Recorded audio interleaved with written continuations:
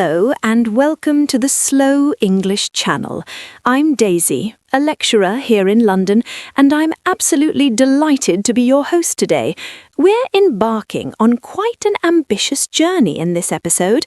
Have you ever found yourself listening to a native speaker and feeling as though you've hit a brick wall?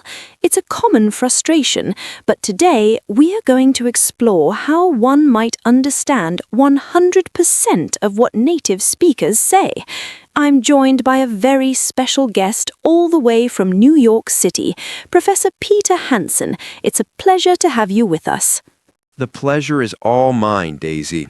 It's a beautiful morning here in NYC, and I'm ready to dive into some linguistic secrets. You know, I've heard from so many students who feel absolutely terrified when they step out of the classroom and into the real world. They've studied the books, but once a native speaker starts talking at full speed, they feel like they're underwater. I'm here to tell you that it doesn't have to stay that way.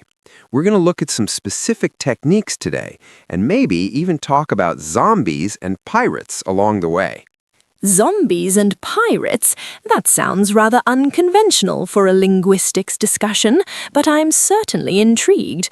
Now, before we delve into the heart of our lesson, I must remind our lovely listeners that if you are seeking to transition from a hesitant learner to a sophisticated, confident speaker, do ensure you subscribe to our channel and tap that notification bell. It's the best way to ensure you don't miss our weekly deep dives. Peter, I've observed that many of my students in London get quite disheartened when they can't follow a conversation without subtitles. They feel lost. You, however, seem to have cracked the code for your students. What is the fundamental secret? Well, Daisy, it's not just one thing, but if I had to boil it down, I'd say it's a combination of volume and precision. Think of it as compounding. I often tell my students that listening is like a financial investment. If you listen to a lot of English over many years, movies, series, music, and now podcasts, the benefits start to stack up. One day of listening doesn't show much, but over a decade, it's exponential growth. But the second part, which is even more crucial, is intentionality. You have to know what to listen for. You can't just let the sound wash over you. You have to pay attention to the architectural details of the speech. I find that compounding metaphor quite apt. In an academic context, we often discuss incremental gains, but compounding really emphasizes how these skills build upon one another. For those who might not be familiar with the term in a linguistic sense, could you elaborate on what you mean by something compounding over time? Sure thing.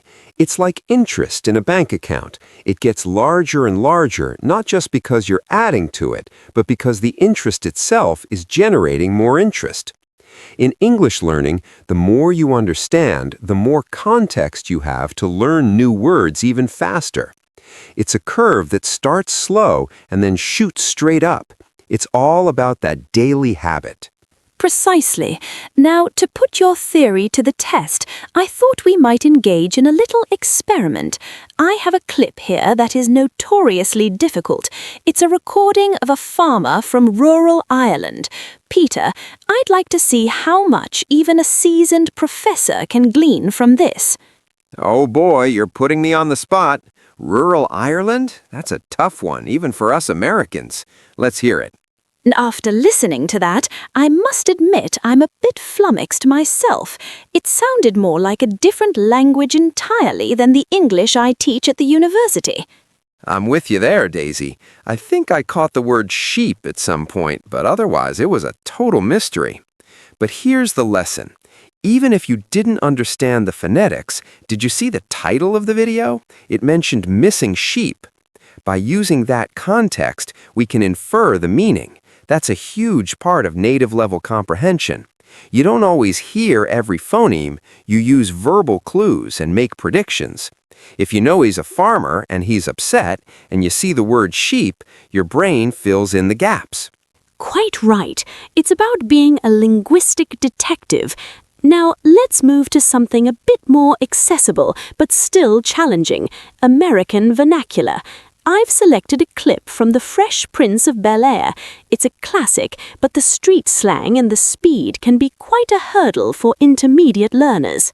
Great choice. Will Smith's character has a very specific Philadelphia energy. Let's take a look. That was a powerful scene. It's quite emotional, isn't it? Will is expressing deep frustration about his father's absence. Peter, as an American, could you paraphrase what was happening for our audience? Absolutely.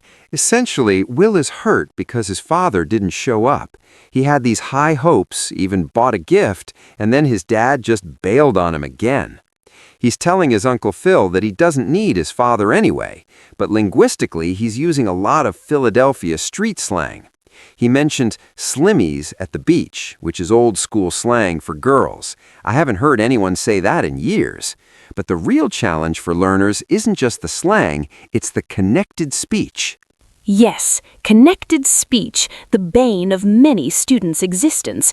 I noticed he used the word ain't quite frequently, and his rhythm was very rapid. Could you break down some of those reductions for us?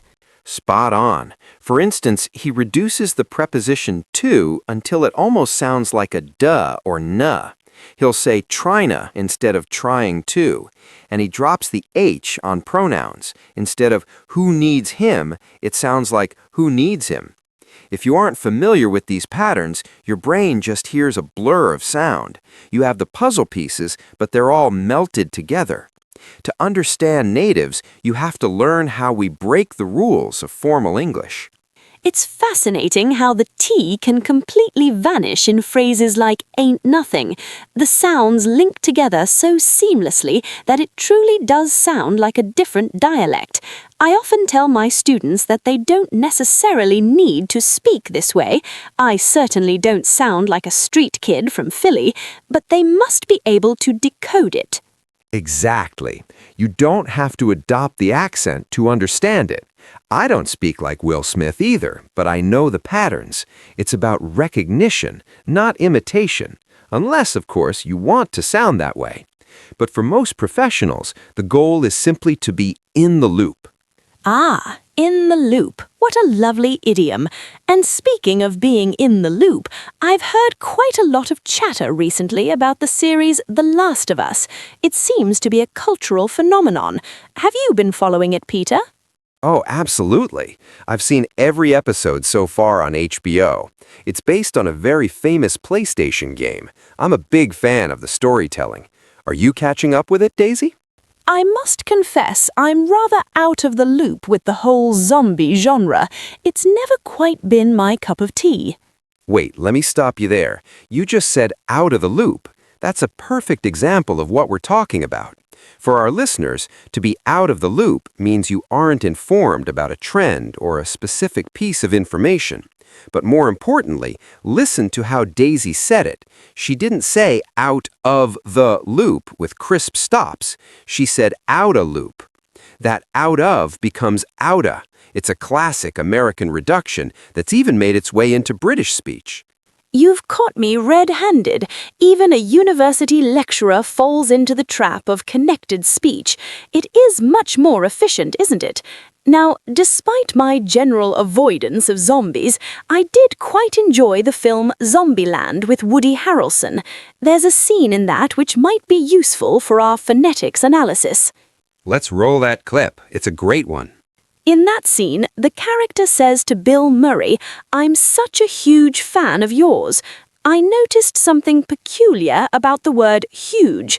He seemed to omit the H entirely. Yeah, that's a very specific New York or East Coast thing. It sounds like huge. You might have heard a certain former president say it that way too. It's huge. And he also links fan of yours into fan of yours. He's gushing over Bill Murray. To gush, that's a vivid verb. In my circles, we might call that a bit of a sycophant or brown-noser, though gushing feels slightly more innocent, simply over-complimenting someone because you admire them. Right. It's like a fountain. When you gush, words just pour out of you. It actually reminds me of a candy I had as a kid called Gushers. They were these little fruit snacks that would literally gush liquid when you bit into them, sort of like a zombie biting into a... Well, you get the idea. Goodness, Peter, that's a bit gruesome for our afternoon tea time, but I suppose it's a memorable way to learn the vocabulary. You've gone off on a bit of a tangent there, haven't you? Guilty as charged. To go off on a tangent, or to digress, as you might say in your lectures, is to move away from the main topic. But hey, sometimes the best learning happens on those side roads. Indeed. Now for our question of the day for our listeners. If the world was suddenly overrun by zombies, do you believe you would survive? What skills or resources do you possess that would keep you safe, or would you be the first to meet a sticky end? Do let us know in the comments. I'm looking forward to those answers. It's a great way to practice your descriptive English. And while we're on the subject of our community, we have a shout-out for one of our dedicated listeners, Nazarly, who left a wonderful comment on our last lesson. Ah, yes. Nazarly used some rather sophisticated vocabulary. He mentioned the succulent nutrients that help kickstart his day. Succulent is such a delightful word. It means juicy and rich, often used for food. And to kickstart something is to begin it with a burst of energy, much like starting a motorcycle. Exactly. It's great to see students using these vivid words. It shows they aren't just learning English, they're activating it. That's a core part of my teaching philosophy. You can't just be passive. You have to be proactive and curious about the patterns you hear. Which brings us to a bit of wisdom from a rather famous pirate, Captain Jack Sparrow. Peter, you mentioned you had a quote from him? I do. Jack Sparrow once said, "The problem is not the problem. The problem is your attitude about the problem." I love that for language learners. If you think fast native speech is an impossible wall, then it is. But if you see it as a puzzle to be solved with a positive attitude, you'll eventually get there. Don't be so hard on yourself if you don't understand 100% right away. Even natives have to use subtitles sometimes. I had to use them for Peaky Blinders because those Birmingham accents were so thick. I can certainly imagine. It is a process of building habits. As we wrap up, I'd like to set a daily challenge for our audience. Peter, what should they do this week? Here's the challenge. Find a short clip of a movie or TV show in English. Just 1 or 2 minutes. Don't just watch it. Listen deliberately for connected speech. Try to find one outa, one trina, or one dropped H. If you can identify the pattern, you're one step closer to mastering it. Brilliant advice. Go out there, stay curious, and remember to activate your learning. Thank you so much for joining us, Professor Hansen.